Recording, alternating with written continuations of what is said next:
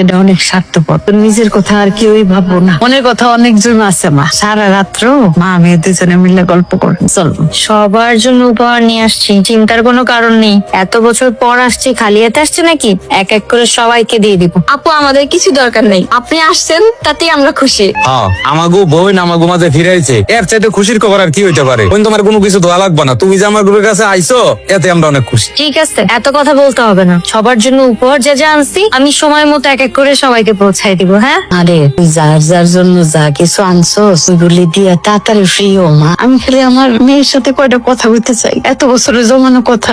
আরে আমার মেয়েটা কত বছর পরে আয়সা নিজের বাড়িতে খাইতে বসছে, আমি একটা লোকমা খাওয়াই দিব। এই একটা জিনিস বিদেশের মাটিতে অনেক মিস করছি মা। আপু, কবে বিদেশ যাইবা?